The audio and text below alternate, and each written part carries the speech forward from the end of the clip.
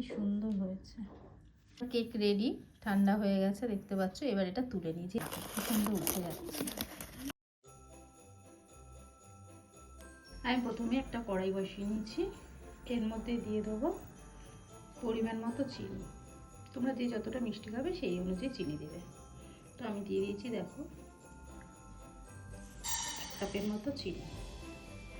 এবার এটা সমানে নাড়তে থাকবে।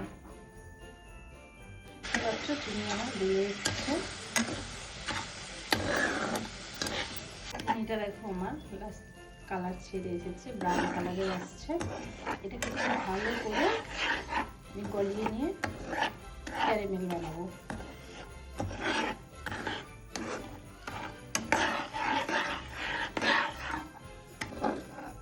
দেখতে পাচ্ছ ক্যারামেল তৈরি হয়ে গেছে। আর একটুখানি জ্বালিয়ে আমি এটার মধ্যে জল দিয়ে দেবো। তো আমার এটা তৈরি হয়ে গেছে, আমি এবার এর মধ্যে জল দিয়ে দেবো।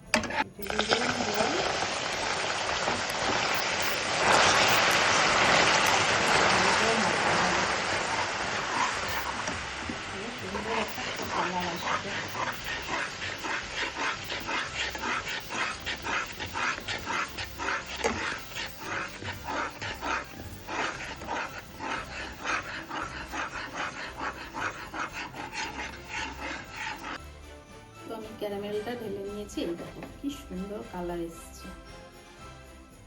তো এটা ঠান্ডা হতে দিলাম। এবার আমি একটা বাটিতে অল্প একটু অরেঞ্জ জুস নিয়ে নিচ্ছি।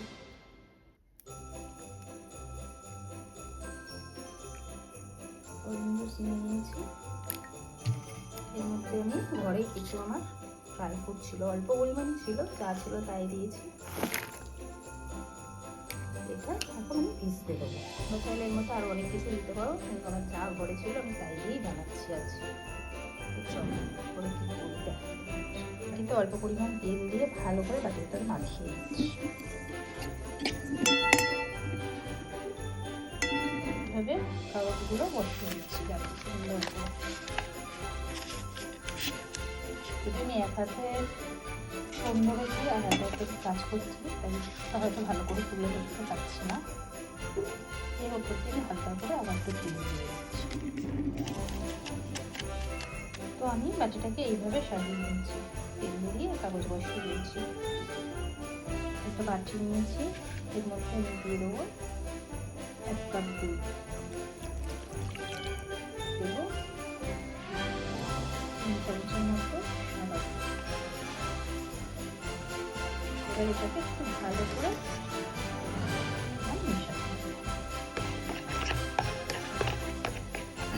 আমি এটা ভালো করে ফাটিয়ে নিয়েছি। এরপর আমি দিয়ে দেবো এর মধ্যে ময়দা 1 কাপ। ময়দা নিয়েছি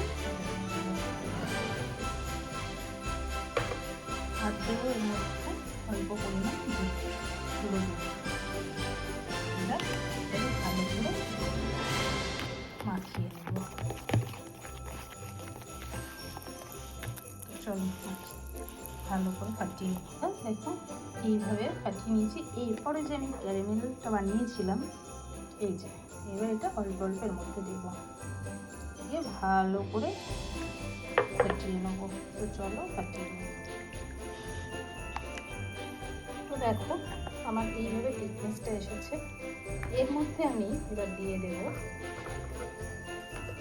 এই যে ভিজিয়ে রেখেছিলাম ড্রাই ফ্রুটটা,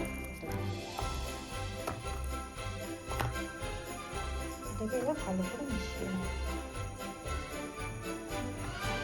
আর দেবো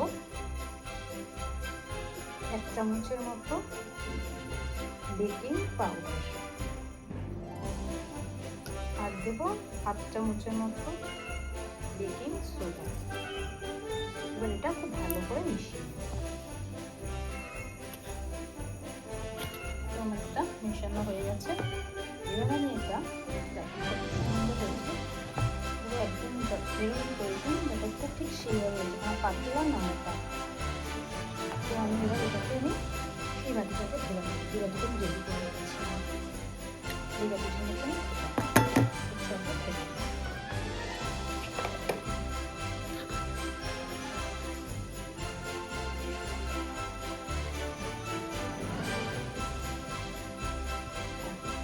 করা হয়ে গেছে, বাবলসগুলো আছে সব এইভাবে জমা করে দেবো।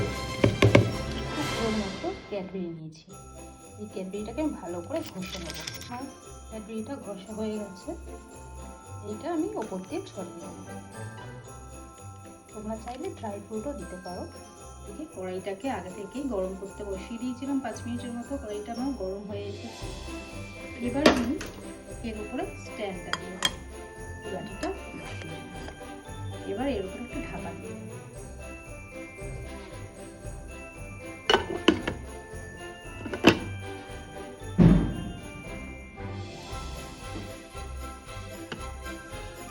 যাতে হাওয়াটা ঢুকে যায়। এটা এখন একটা কাগজ বিছানা দিয়ে কাগজটা তুলে তোমাদের দেখাচ্ছি। রেডি, বুঝতে পারছো কত সুন্দর হয়েছে। এবার আমি একটা টুথপিক নিয়েছি, এর মধ্যে বসিয়ে দিই। এটা ঠিকঠাক হয়েছে,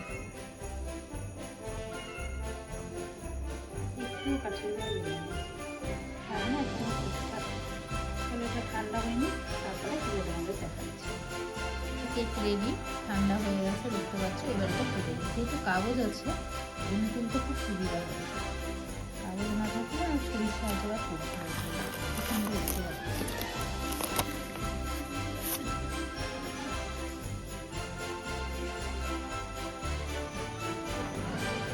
সুন্দর উঠে গেছে, এটাকে আমি প্লেটে নিয়ে যাচ্ছি।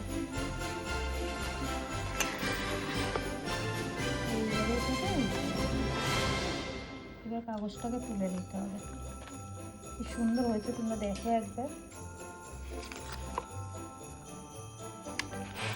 এভাবে কাগজ দিলে না তুলতে সুবিধা হয় জিনিসটা।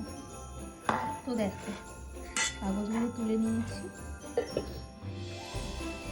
কত সুন্দর স্পঞ্জি হয়েছে জিনিসটা। দেখো কি সুন্দর হয়েছে, মাত্র 1 কাপ ময়দাতে। তো চলো এবার কেটে নিই, কেটে তোমাদের দেখাচ্ছি যেরকম হয়েছে।